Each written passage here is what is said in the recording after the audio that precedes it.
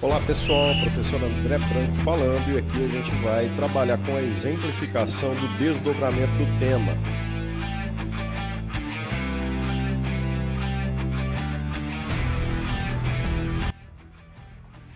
Pessoal, tudo bem?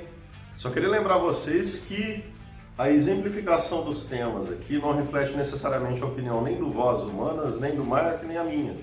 Nós trabalhamos apenas com a exemplificação de ponto de vista e como defender esses pontos de vista dentro de um texto organizado, com progressão, com bons argumentos, né, e bem fundamentado, beleza? Então se liga nessa, hein? Para poder fazer isso, a gente vai jogar aqui a descriminalização do uso de drogas, questão de justiça ou saúde pública. Primeiro identificamos o tema, em geral, aquilo que vem antes dos dois pontos. Descriminalização do uso de drogas. Depois desdobramos o tema. Você tem que pensar nos dois lados: justiça, saúde. Em seguida, lemos os textos motivadores. Tem que fazer uma leitura produtiva, grifando, refletindo, anotando, puxando repertório e tudo que for sendo trazido à sua mente a partir dessa leitura. Aí eu escolho uma tese. Qual que é o posicionamento que eu vou defender? A descriminalização, uma questão de justiça ou de saúde pública? Só para exemplo aqui, vamos defender que seria uma questão de justiça. Em seguida, vamos reunir os argumentos dos dois lados. Justiça, aqueles que defendem que seria uma questão exclusiva da segurança pública, vão dizer que a questão das drogas alimenta o crime organizado, que por sua vez tem como consequência o crescimento da violência urbana, que se trata de uma questão de escolha. Descriminalizar não pode ser uma atitude que parte do pressuposto de haver quem use, ou seja, muitas pessoas usando, não quer dizer que você precise tornar alguma coisa legítima, e afeta a coletividade.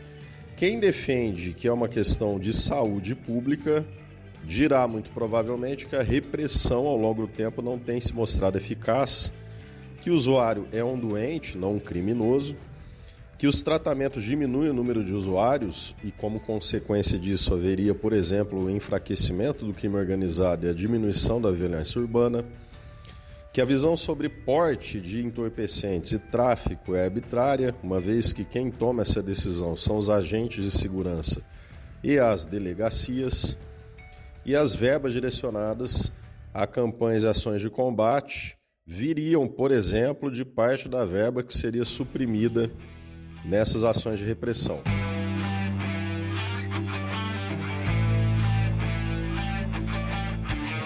Aí escolhemos um bom repertório, porque precisamos aprofundar a argumentação. Nesse caso, o repertório escolhido foi John Stuart Mill, que é um filósofo britânico do século XIX, e Slavoj Žižek, filósofo esloveno atual, contemporâneo.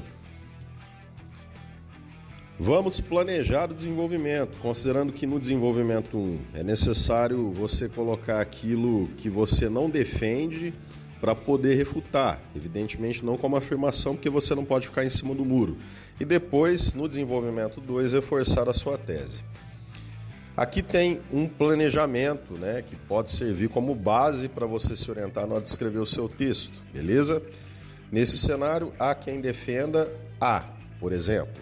Quando você coloca há quem defenda, essa expressão vai tirar você desse universo de defesa, quer dizer, você não está defendendo esse ponto de vista. Esse é aquele que será refutado. Em seguida, fazemos o reforço de nossa tese no tópico do desenvolvimento 2, deixando muito claro o posicionamento que se deseja defender. Agora é hora de escolher como começar o nosso texto, ou seja, qual será a nossa frase de contextualização. Nesse caso, escolhemos as guerras do ópio do século XIX para apresentar esse tema da descriminalização das drogas. O parágrafo inicial está aqui. No século XIX, a proibição do comércio do ópio britânico, substância que provoca alto grau de dependência química, obrigou a China a defender-se de ataques militares dos ingleses. exemplo histórico de como as drogas provocam verdadeiras guerras. Atualmente, o panorama brasileiro de combate ao tráfico gera dúvidas quanto à possibilidade de descriminalização do uso de entorpecentes. Certamente trata-se de um problema da ordem da justiça, fortemente ligado a questões de segurança pública.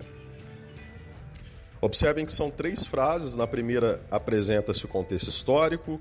Na segunda frase, fazemos a projeção para a atualidade, trazendo o tema descriminalização do uso de drogas. E na última frase, apresentamos a nossa tese, quer dizer, o posicionamento que será defendido no texto. No primeiro parágrafo do desenvolvimento, nesse cenário, há quem defenda que descriminalizar o uso de substâncias ilícitas seja a ação mais correta a ser tomada na relação entre o problema e a saúde. De fato, a dependência química deve ser tratada no âmbito da medicina, já que a vítima deve passar por um processo de cura. Nessa perspectiva, segundo John Stuart Mill, o indivíduo é soberano sobre seu próprio corpo e suas próprias decisões. Porém, o vício em drogas ilícitas afeta não apenas a vítima, mas a família dela e toda a sociedade, visto que alimenta o tráfico e todas as suas consequências: crescimento do crime organizado, da violência urbana, dentre outros fatores os quais atingem a coletividade. Observando bem, percebemos que o tópico do desenvolvimento 1 traz aquilo que não será defendido, ou seja, do ponto de vista contrário. Há quem defenda que descriminalizar o uso de substâncias ilícitas seja a ação mais correta na relação entre o problema e a saúde.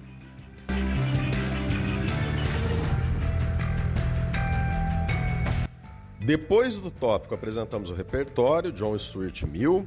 Em seguida, fazemos uma conexão entre o pensamento do britânico e o tema, reforçando a nossa própria argumentação por meio da refutação, da negociação argumentativa.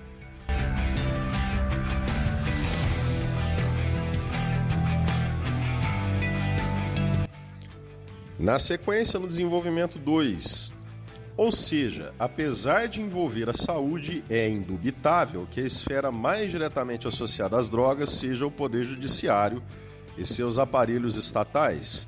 Conforme as ideias de Slavoj Žižek, a violência objetiva ou sistêmica é retroalimentada por ações e por omissões de ordem política, transformando-se em violência subjetiva, aquela cujo agente é visível no cotidiano da sociedade. Assim, uma das formas pelas quais o Estado pode assumir suas responsabilidades é, ao passo que diminui desigualdades, combater tudo o que diz respeito à violência visível por todos os cidadãos, em grande parte gerada pelas drogas. Dessa forma, o indivíduo exposto à dependência precisa, sim, de tratamento, mas a justiça não deve deixar de puni-lo por prejudicar, direta ou indiretamente, a segurança de todas as pessoas. Aqui apresentamos mais uma contra-argumentação, apesar de A é indubitável B, o B é justamente aquilo que se defende. Em seguida, trazemos o repertório, Slavoj Žižek. Na frase seguinte, fazemos uma conexão entre este repertório e o nosso próprio ponto de vista por meio de uma comprovação. E na última frase apresentamos uma análise por meio de uma consequência. E aí vem nossa conclusão. Portanto, mesmo que a saúde seja um campo que se estende ao problema dos entorpecentes e dos usuários, vítimas da dependência química, a justiça deve cumprir seu papel estatal. Isso porque a harmonia social, a qual deve ser mantida pelo poder concedido ao Estado, depende do combate a todo o sistema do tráfico, passando também por quem sustenta o poder dessas organizações criminosas. Assim haverá realmente a soberania do corpo e da mente, elementos que deixarão de ser escravizados pelo vício disseminado entre a sociedade. Ou seja, na conclusão, no tópico fazemos mais um reforço de nossa tese. por meio de uma estratégia contra-argumentativa. Na segunda frase, retomamos tópicos que apareceram no desenvolvimento do texto, ou seja, na argumentação, para, enfim, na terceira frase, fazermos um desfecho por meio também de uma retomada de repertório, fazendo uma conexão com o pensamento que tinha sido apresentado sobre John Stuart Mill, que estava no desenvolvimento 1. Inclusive, essa estratégia é boa para quem quer criar um título, fazendo uma conexão também com o repertório e a última frase.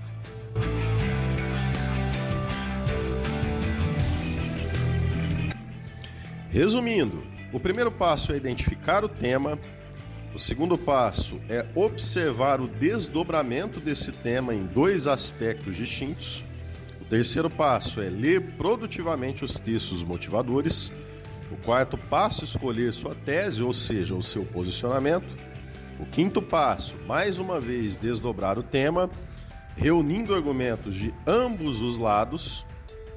O sexto passo é planejar os parágrafos do desenvolvimento, considerando que você precisa trabalhar a contra-argumentação, já que seu intuito é fortalecer o seu ponto de vista.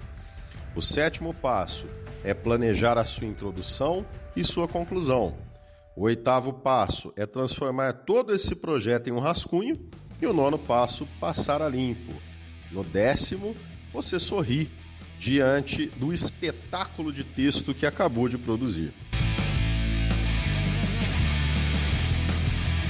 Lembrando, pessoal, que essa progressão temática pelo desdobramento do tema é algo bem pertinente a frases temáticas que vão aparecer, por exemplo, na FUVEST, ou no vestibular da Unesp, ou nos vestibulares que são feitos pela Fundação VUNESP, beleza? Agora, se você está afim de estudar mais a fundo essas progressões, essas estratégias, se você quer mais detalhes de como fazer, se você quer também estudar as progressões temáticas mais interessantes para fazer, por exemplo, um comando Enem, né, uma redação para o Enem, se liga porque o Vozes Humanas tem a saída para você, também para te ajudar nessa caminhada rumo ao Olimpo dos grandes vestibulares.